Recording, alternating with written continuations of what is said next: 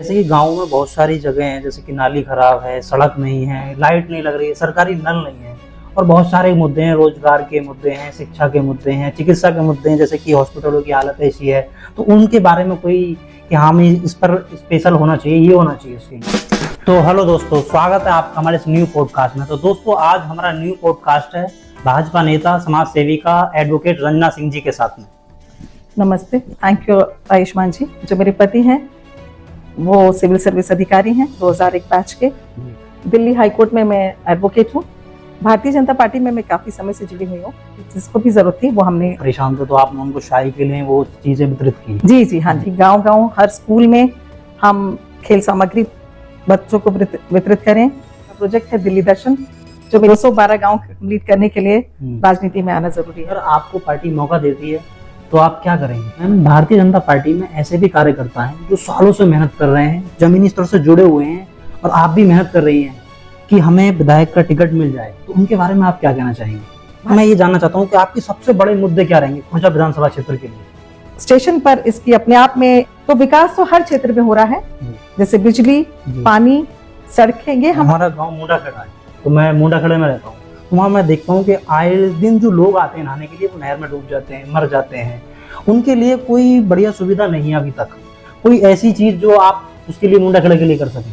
अगर आप बात करें चौकी की तो वो जरूर बनाई जाएगी। इससे क्या हमारा गांव बदनाम होता है कि भाई मुंडाखेड़े में ऐसे हादसे हो रहे हैं। मैम, हमने देखा है कि लोग जो जीतने के बाद भूल जाते हैं जनता को। तो हेलो दोस्तों, स्वागत है आपका हमारे इस न्यू पॉडकास्ट में। तो दोस्तों आज हमारा न्यू पॉडकास्ट है भाजपा नेता समाज सेविका एडवोकेट रंजना सिंह जी के साथ में। नमस्ते, थैंक यू आयुष्मान जी। तो मैम, स्वागत है आपका हमारे यूट्यूब चैनल पर, तो जो कि आयुष्मान अब ब्लॉग के नाम से है। धन्यवाद आयुष्मान जी, आपका, आपकी टीम का, आपके चैनल आयुष्मान अवधे ब्लॉग्स का। तो मैम, सबसे पहला सवाल हमारा आपसे ये है कि आप अपने बारे में लोगों को जरा बताइए। जी, मैं रंजना सिंह गौतम, गांव फतेहपुर मुंडाखेड़ी की बेटी हूँ और दिल्ली में law faculty campus law centre से, दिल्ली यूनिवर्सिटी से मैं लॉ ग्रेजुएट हूँ। दिल्ली हाई कोर्ट में मैं एडवोकेट हूँ और पिछले 5-7 साल से मैं समाज सेवा में सक्रिय हूँ। तो जैसा कि मैम आप सभी क्षेत्रों में काम कर रही हैं, तो लोगों का उत्साह रहता है कि भाई हम इनके बारे में जानें, इनके परिवार के बारे में जानें। और बात करें परिवार की तो हम फतेहपुर के मूल निवासी हैं जी। मेरे 7 चाचा ताऊ हैं जी। मतलब परिवार आपका वहीं रहता है, गाँव में? जी बिल्कुल, गाँव में रहता है। तो आपका जो गाँव है फतेहपुर, लगभग आप यहाँ पर कब से, मतलब कि आपके दादा परदादा सब यहीं से हैं? गांव फतेहपुर बुजुर्ग मेरी जन्मस्थली है। जन्मस्थली। तो ये एक, अगर कहें कि खुर्जा, फतेहपुर बुजुर्ग खुर्जा, जिला बुलंदशहर, जी, ये कोई नक्शे पे जगह नहीं है जी। मेरी कर्म भूमि है, मेरे लिए सब कुछ है। पर मेरी शिक्षा उच्च स्तर की है, तो इसलिए जो मेरे पति हैं वो सिविल सर्विस अधिकारी हैं 2001 बैच के। आरपीएफ में उनकी पोस्टिंग है। एक बेटा है जो पीएससी कर चुका है। मेरे परिवार में डॉक्टर्स भी हैं, इंजीनियर्स भी हैं, सेल्फ एम्प्लॉयड भी हैं, बड़े बड़े बिजनेसमैन भी हैं, क्योंकि हमारे परिवार में हमेशा से ही शिक्षा को महत्व दिया गया। तो इसीलिए आज सभी हम जो है बहुत बड़े बड़े मुकाम पर हैं। जी। तो मैम, हमारा जो दूसरा सवाल आपसे ये है कि आप भारतीय जनता पार्टी में कब से जुड़ी हुई हैं और अब तक आपने क्या क्या समाज सेवा कार्य किए हैं? भारतीय जनता पार्टी में मैं काफी समय से जुड़ी हुई हूँ और काफी समय से समाज सेवा में भी सक्रिय हूँ। अगर आप बात करें तो समाज सेवा की तो मैं शिक्षा, स्वास्थ्य और खेलकूद, जो 3 विषय हैं, उन्हीं पे मैं काम कर रही हूँ। तो मैम, आप चिकित्सा के बारे में, शिक्षा के क्षेत्र में, सभी में काम करें, तो इसके लिए आपने क्या क्या चीजें सोची हैं? चिकित्सा के क्षेत्र में हमारी पूरी कोशिश, जो हाल ही में हमने अपने दिव्यांग भाई बहनों के लिए जो कैंप लगाया था, वो भगवान श्री महावीर विकलांग सहायता समिति एवं चंद्रभान मेमोरियल ट्रस्ट के सौजन्य से हमने दिव्यांग भाई बहनों के लिए कैंप लगाया था, जिसमें हमारी पूरी कोशिश थी कि क्षेत्र के सभी दिव्यांगों को हम उनकी जरूरत के हिसाब से सामान जो है वो वितरित करें, और जिसमें भी काफी हद तक हमने किया भी। जिस तरह की बात करें तो tricycles, wheel chairs, hearing aid और अन्य उपकरण जो जिस तरह की जिसको भी जरूरत थी वो हमने उस समिति के द्वारा उनको दिए गए हैं। मतलब जितने भी विकलांग थे, वो परेशान थे, तो आपने उनको शाही के लिए वो चीजें वितरित की? जी हाँ जी। खेलकूद की बात करें तो हमारी पूरी कोशिश कि गांव हर स्कूल में हम खेल सामग्री बच्चों को वितरित करें, बच्चों की पढ़ाई से संबंधित उन्हें स्टेशनरी वितरित करें, और हर गांव में खेल की सुविधा हो, जैसे कि volleyball, football, bat ball, cricket को लेके हम लोग काफी सक्रिय हैं। तो हमारी कोशिश कि गांव-गांव बच्चे जो हैं वो स्पोर्ट्स में आगे बढ़ें। शिक्षा के क्षेत्र में भी जो हम काम कर रहे हैं वो एक मेरा प्रोजेक्ट है दिल्ली दर्शन, जो मेरी पूरी कोशिश कि मैं गांव-गांव बच्चों को दिल्ली ले जाऊं, उन्हें अपनी संस्कृति, अपनी ऐतिहासिक जो धरोहर है उन्हें दिखाएं, उनसे बच्चे सीखें, पढ़ाई, किताबी पढ़ाई के साथ साथ वो बाहर भी निकलें और अपने देश, अपनी राजधानी देश की उसे देखें और समझें और जानें अपने इतिहास के बारे में, अपनी संस्कृति के बारे में। और बात करें स्वास्थ्य की, तो हमारी कोशिश, हमने सामान्य चिकित्सा शिविर लगाए हैं कैलाश हॉस्पिटल के सौजन्य से। तो मैम जो ये जो आप काम कर रही हैं उसकी प्रेरणा आपको कहाँ से मिली और कैसे मिली? मेरी प्रेरणा स्रोत मेरी फैमिली है, मेरे पेरेंट्स हैं जी। मेरे पेरेंट्स से मुझे शिक्षा के लिए जो मैं काम कर रही हूँ वो सब मुझे अपने पेरेंट्स से मिलती है, हालांकि वो इस दुनिया में नहीं है जी। क्योंकि मेरे पिताजी का एक वाकया था जो मैं जनरली हर जगह जब भी जाती हूँ तो शेयर करती हूँ कि बेटियों के हाथ में कलम और घड़ी, दो ही चीजें शोभा देती हैं जी। हालांकि वो पढ़े लिखे नहीं थे, पर उनकी पूरी कोशिश, उनका जीवन का एक ही उद्देश्य था, हम सबको पढ़ाना और उच्च शिक्षा हमें देनी ताकि हम जीवन में कुछ कर पाए।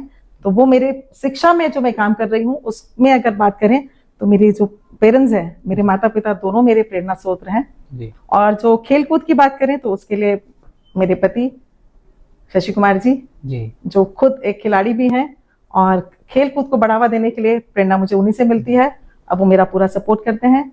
और चिकित्सा की बात करें तो बहुत पहले, साल भर पहले मैंने कैलाश हॉस्पिटल के सौजन्य से एक छोटा सा कैंप लगाया था जो लोगों ने काफी सराहा था। और उसके बाद मेरी कोशिश ये रही कि मैं साल भर में इस तरह के कैंप का आयोजन करती रहूं जी। तो जैसे कि मैम आपने बताया कि आप एक अधिवक्ता हैं, उसके साथ साथ आप एक समाज सेवा का कार्य भी कर रही हैं और उसके साथ आप राजनीति से भी जुड़ी हुई हैं, तो क्या उसका कोई उद्देश्य है या कोई कारण है? समाज सेवा का अपना एक दायरा है जो मैंने अपने गांव, अपने परिवार, अपने जन्मस्थली फतेहपुर बुजुर्ग से शुरू करी थी और वो बढ़ते बढ़ते 4, 6, 10 गांव हो गई जी। और राजनीति जो है वो इसी समाज सेवा का बड़ा प्लेटफॉर्म है जी। तो इसीलिए जब अगर राजनीति में आने का उद्देश्य एक ही है कि उस समाज सेवा को मैं बड़े स्तर पे लेके जा सकूं और पूरे क्षेत्र का विकास कर सकें, मतलब खुर्जा क्षेत्र का पूरा सारा विकास कर सके। बिल्कुल जी, क्योंकि खुर्जा क्षेत्र में 212 गांव हैं, हालांकि अभी तक हमने सिर्फ 75 गांव कंप्लीट किए हैं, तो वो 212 गांव कंप्लीट करने के लिए राजनीति में आना जरूरी है। तो जैसे कि मैम आप बता रही हैं आप राजनीति में भी हैं, अगर आपको पार्टी मौका देती है तो आप क्या करेंगे? मैं भारतीय जनता पार्टी की सक्रिय सदस्य हूँ। पार्टी संगठन मुझे जो भी जिम्मेदारी देगा, जो भी दायित्व देगा, मैं पूरी जिम्मेदारी से उसे निभाऊंगी। मैम भारतीय जनता पार्टी में ऐसे भी कार्यकर्ता हैं जो सालों से मेहनत कर रहे हैं, जमीनी स्तर से जुड़े हुए हैं और आप भी मेहनत कर रही हैं कि हमें विधायक का टिकट मिल जाए, तो उनके बारे में आप क्या कहना चाहेंगे? भारतीय जनता पार्टी विश्व का सबसे बड़ा राजनीतिक दल है, यहाँ सभी के लिए समान अवसर है जी। तो जनता आपकी योग्यता, मेहनत, ईमानदारी आपके रास्ते तय करती है जी। तो मैम सबसे बड़ा जो सवाल है ना खुर्जा के लिए, खुर्जा विधानसभा क्षेत्र के लिए, तो मैं ये जानना चाहता हूँ कि आपके सबसे बड़े मुद्दे क्या रहेंगे खुर्जा विधानसभा क्षेत्र के लिए, जो सबसे महत्वपूर्ण हो कि हाँ ये मुद्दे सबसे महत्वपूर्ण हैं? बात करते हैं देश की जी। प्रधानमंत्री माननीय नरेंद्र मोदी जी की जी, मुख्यमंत्री माननीय योगी जी की जी। देश में चौतरफा विकास हो रहा है।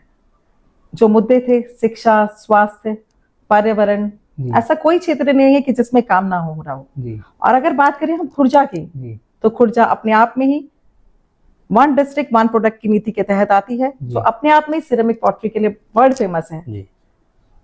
बात करें रेलवेज की, बहुत सारा इंफ्रास्ट्रक्चर क्रिएट हो रहा है जी। 1 डिस्ट्रिक्ट 1 प्रोडक्ट के तहत खुर्जा में स्टेशन पर इसकी अपने आप में एक जो इंफ्रास्ट्रक्चर क्रिएट होगा उसमें एक हम अपने प्रोडक्ट को भी डिस्प्ले करेंगे, तो पूरा शहर, पूरा देश, पूरा विश्व जानेगा हमारे स्टेशन के थ्रू हमारे प्रोडक्ट को।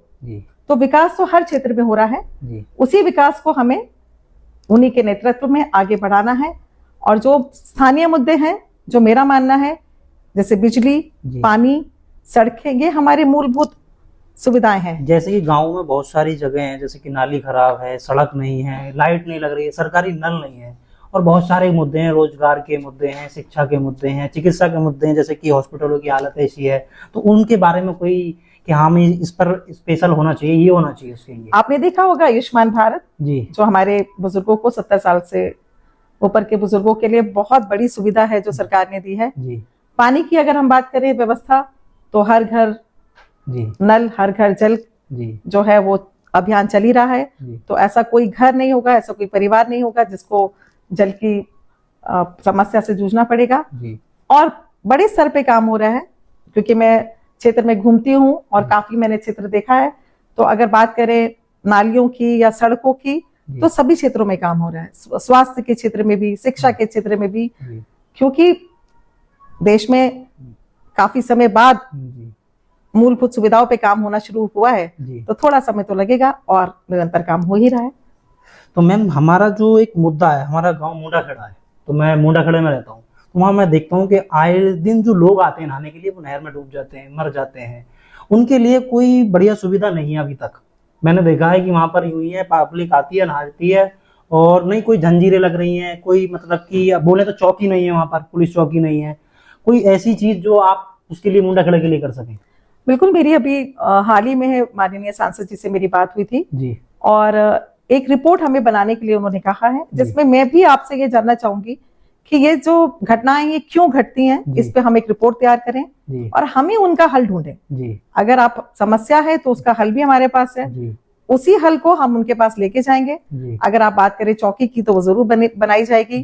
बात करें गंग नहर पे नहाने की व्यवस्था, तो वो इरिगेशन डिपार्टमेंट कर ही रहा है, काम चल ही रहा है, आपने देखा है। और मेरी एक छोटी सी विनती कहें सभी समाज से, सभी लोगों से, क्योंकि ये गंग नहर है, गंगा का पानी है, तो अक्सर मैंने देखा है कि लोग शराब पी के वहां पे नहाने जाते हैं। तो उनसे प्रार्थना है कि वो ऐसा ना करें, क्योंकि गंग नहर है, तो जितना हम अपनी माँ गंगा को पवित्र मानते हैं उसी तरह इसको भी पवित्र माने और इसमें शराब पी के बिल्कुल ना जाएं।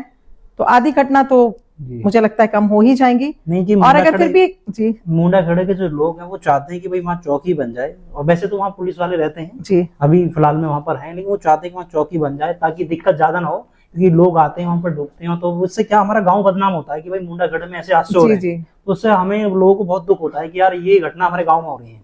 बिल्कुल, उसके लिए हम सभी को सतर्क रहने की जरूरत है। हम लोग भी एक अच्छे नागरिक होने के नाते लोगों को अपील करें उनसे कि वो नहर में ज्यादा पानी जब हो तो ना जाएं, शराब पीकर ना जाएं, और इस तरह की कोई भी घटना घटे तो सब लोग मिलजुल कर उसका साथ दें। और हालांकि घटना घटनी नहीं चाहिए, और अगर कभी होती भी है तो गांव में यहाँ पे गोताखोर भी अपॉइंट हो जाएं कि इनके कभी ऐसी कोई घटना होती है तो उसको तुरंत जो है समाधान हो सके। और आप ही से मैं कहूंगी कि आप या हम सब लोग मिलकर एक रिपोर्ट बनाएं, अपनी समस्या और अपने कारणों का निवारण हम खुद ही जानें और उसको लेके हम कंसर्न डिपार्टमेंट से मिले और इस पे आगे काम करें। जी। तो मैम हमने देखा है कि लोग जो जीतने के बाद भूल जाते हैं जनता को कि भी हमने भी किसी गांव में वादे किए थे। लगभग पूरे क्षेत्र में 212 गांव हैं और लोग वादे करते हैं हर गांव में कि ये करेंगे वो करेंगे, लेकिन वो जीतने के बाद भूल जाते हैं। उसके बारे में आपका क्या कहना है? लोकमाता अहिल्याबाई होलकर जी ने कहा है कि राजा का धर्म शासन करना नहीं अपितु सेवा करना है जी। तो जो जनता से आपने वादे किए हैं आप उसे पूरे करें, अपना जीवन जन सेवा में समर्पित करें, अन्यथा जनता है आपको जवाब एक दिन देना ही होगा। जी। तो मैम आज आपके साथ हमारा पॉडकास्ट बहुत अच्छा रहा और हम खुश हैं कि भाई आगे भविष्य में आपके साथ हमारा पॉडकास्ट जब आप मेहनत करें लोग आपको पसंद करें। तो मैम आपके साथ आज का हमारा पॉडकास्ट बहुत अच्छा रहा। Thank you so much, thank you so much. और ऐसे ही हम लोग मिलजुल कर सामाजिक मुद्दों पर काम करते रहें, आवाज उठाते रहें और जन जन तक अपनी बात को पहुंचाते रहें। आपका और आपकी टीम का बहुत बहुत धन्यवाद।